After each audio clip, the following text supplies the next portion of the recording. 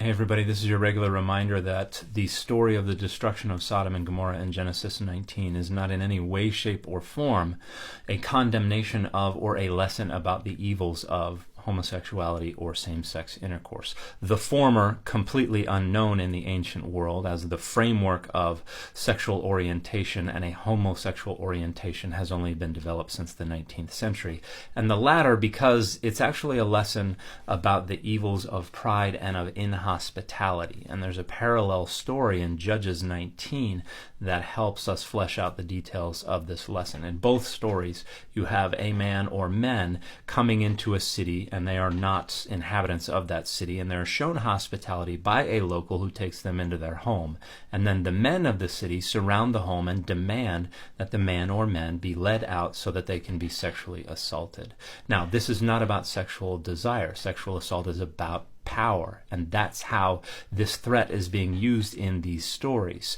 In this time period, and even to a large degree today, men are thought to occupy the pinnacle of a social hierarchy of domination and penetration. And so for a man to be sexually assaulted is to shame and debase that man. It is to take that power and rob them of that position at the pinnacle of that social hierarchy. And there are numerous examples from the modern world of men threatening other men with sexual assault, not because they have a homosexual orientation, but because it is a means of asserting dominance, and it is a means of shaming and degrading the other man. So that's what's going on here, and this is about how inhospitable these towns are being when in the ancient world you were expected to show a high degree of hospitality to visitors. Now, some people will point to Jude verse 7 as an illustration that this is about homosexuality or about same-sex intercourse, but that is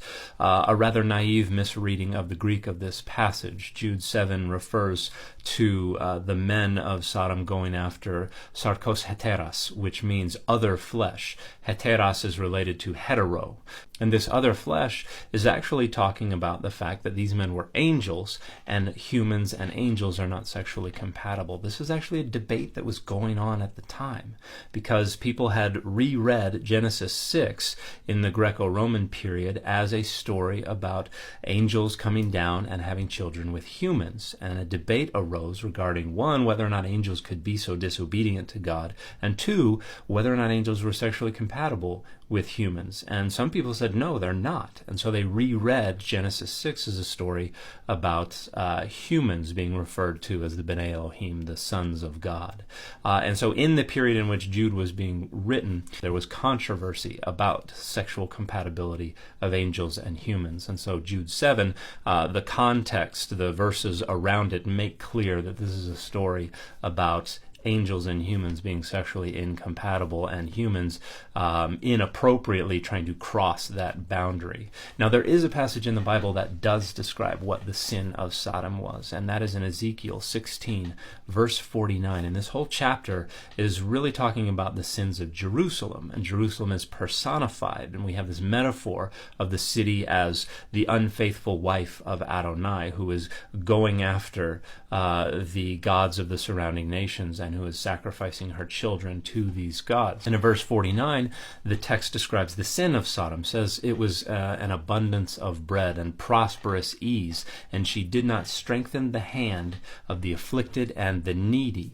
Says she was haughty and committed abominations before me. Now, a lot of people who want to read this as a lesson about the evils of homosexuality or same-sex intercourse are going to latch on to that word abominations, toevot, and say, that's where they're referencing same-sex intercourse. But in addition to the fact that toevot, abominations, can refer to a lot of different things, it is used multiple times in Ezekiel chapter 16 in reference to Jerusalem's own sins, which are never described anywhere in the Hebrew Bible as having to do with same-sex intercourse. It is about infidelity to Adonai, where the personified city is going after the gods of other nations and sacrificing her children. So there are no data that support the assertion that that reference to abominations is a reference to same-sex intercourse. There's not a single syllable of the Bible that suggests Genesis 19 is about homosexuality or same-sex intercourse. It's about inhospitality